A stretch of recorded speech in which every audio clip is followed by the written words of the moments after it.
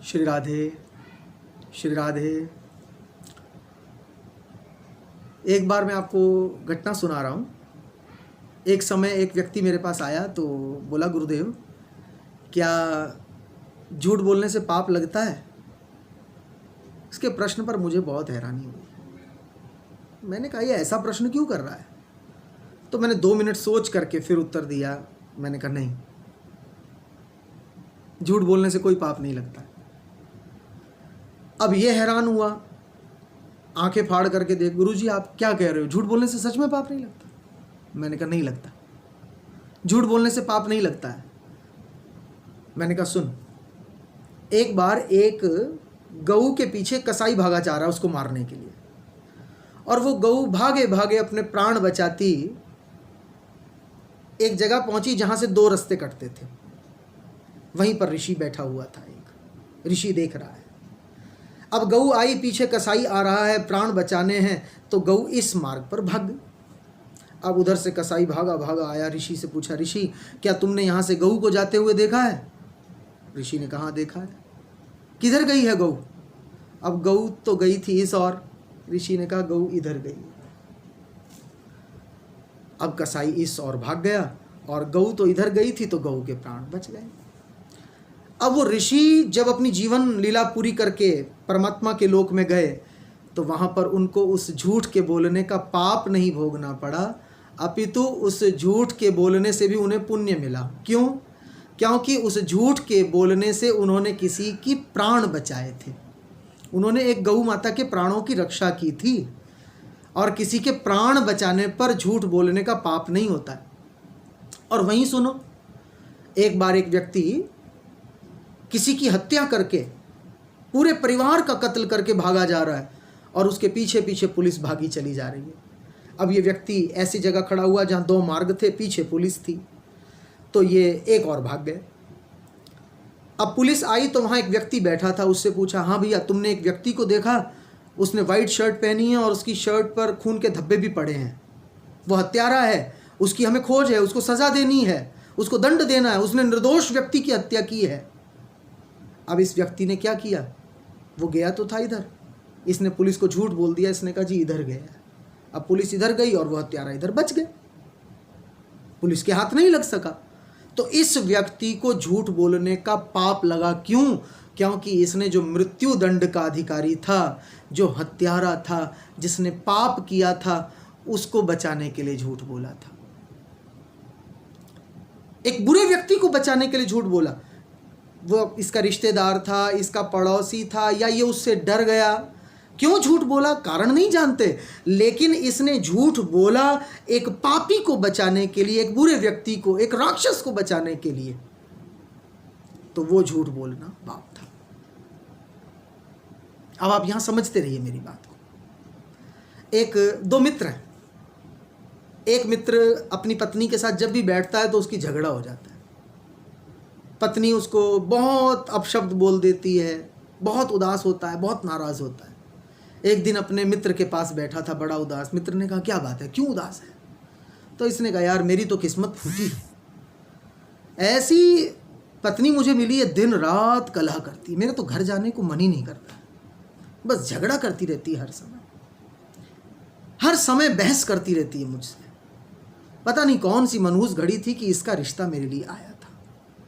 अच्छा तो ये होता, इससे शादी करने से बेहतर तो ये था कि मैं कुंवारा ही रह जाता, मेरा विवाह ही ना होता। हाय मेरी तो किस्मत फूट गई इस पत्नी को पाके। तो बहुत इसने पत्नी के लिए बातें कही, अपना मन हल्का किया, चला गया। अब 2-4 दिन के बाद इसका मित्र इसके घर आया तो इसकी पत्नी चाय बना के लाई। चाय और सब सामान सामने रख के बैठी और पूछने लगी, भाई साहब आप तो बड़े ही क्लोज फ्रेंड्स हो, बहुत निकट मित्र हो, क्या कहते लंगोटिया यार हो, तो महाराज आप बताओ, जब ये आपके साथ बैठते हैं तो मेरे बारे में मेरी तारीफ करते हैं या नहीं करते? अब इनके मित्र ने कहा, देखो बहन जी, मुझे झूठ बोलने की आदत नहीं, मैं तो सच बोलता हूँ। बोले, ये कोई आपकी तारीफ वारीफ नहीं करते हैं, बल्कि ये तो कहते हैं मेरी पत्नी बहुत कला करती है, बहुत झगड़ालू है, दिन रात झगड़ा करती है मुझसे। पता नहीं कौन सी मनहूस घड़ी थी कि इसका रिश्ता मेरे लिए आया था। और ये तो यहाँ तक कह रहे थे कि इससे शादी करने से अच्छा तो मैं कुंवारा ही रहता, मेरी शादी ही ना होती। और क्या कह रहे थे, बोले बस बहुत अपशब्द, बहुत बातें कर रहे थे। जब इतना सुना, ये व्यक्ति तो कह के चले गए, लेकिन इनका पीछे क्या आपस में झगड़ा हो गया, और झगड़ा भी इस हद तक हो गया कि बात डिवोर्स तक चली गई। अब आप विचार करिए कि इन मित्र महोदय को, इन महाशय को क्या बोलना चाहिए था वहाँ पर? इनको झूठ बोलना चाहिए था या सच बोलना चाहिए था? इनको ये कहना चाहिए था, ये तो तुम्हारी बहुत बुराई करते हैं, कहते हैं बहुत कलह करती है, बहुत, ये ऐसा कहना चाहिए था?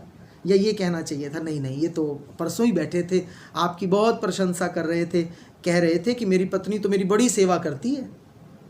चाहे करती नहीं है, ऐसा कह देता कि ये तो बहुत तारीफ कर रहे थे, कह रहे मेरी तो किस्मत बहुत ही अच्छी है, मेरी किस्मत खिल गई है, खुल गई है ऐसी पत्नी को पा करके।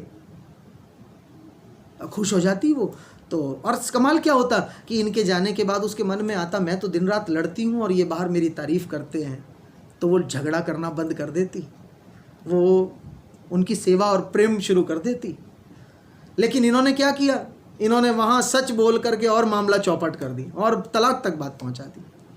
तो बंधुओं, समझने की बात यह है कि झूठ बोलने से पाप तब नहीं लगता है जब वो किसी की जान बचाने के लिए बोला जाए, निर्दोष को बचाने के लिए बोला जाए, किसी के ग्रस्त को बचाने के लिए बोला जाए, किसी के घर संसार को बचाने के लिए बोला जाए।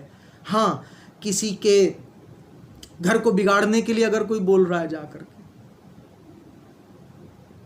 तो वो पाप है। किसी को मौत मिल जाए, किसी को दंड मिल जाए, वहां जाकर झूठ बोल रहा है, वो पाप है। किसी का बुरा करने के लिए बोलोगे तो पाप है, और किसी को निर्दोष को बचाने के लिए बोलोगे तो पाप नहीं है। किसी का ग्रस्त बचाने के लिए बोलोगे तो पाप नहीं है। और शास्त्र भी यही कहता है, ग्रस्त बचाने के लिए ये अपने जीवन में धारण कर लेना बात को, वहां जाकर सच बोलकर उनका परिवार का नाश ना कर देना, बर्बाद ना कर देना उनको। तो ये समझने की बात है बंधुओं कि व्यक्ति को किसी को बचाने के लिए यदि झूठ बोलना पड़ रहा है तो कोई उसमें पाप नहीं। किसी का ग्रस्त बचाने के लिए झूठ बोल रहा है तो उसमें कोई दोष नहीं, उसमें कोई पाप नहीं। तो बात तो ये छोटी सी है, लेकिन बहुत समझने की है, क्योंकि हम हमेशा ये कहते हैं कि झूठ नहीं बोलना है, सच बोलना है, झूठ बोलोगे तो पाप हो जाएगा। तो कई बार व्यक्ति इन बातों को सुन करके एक गलत कदम उठा बैठता है, ऐसी जगह जा करके भी वो सच बोल देता है जहाँ पर उसको उस स्थिति को बचाने के लिए, उस परिवार को बचाने के लिए, उस निर्दोष के प्राण बचाने के लिए उसको थोड़ा सा बात घुमा करके बोलना था। तो मैं आशा करूँगा आज इस छोटी सी चर्चा के माध्यम से आप समझ पाए होंगे, और इन्हीं शब्दों के साथ मैं अपनी बात को पूरा करूँगा, वाणी को विश्राम करूँगा। आप सबके लिए मंगल कामना करूँगा। श्री राधे, श्री राधे।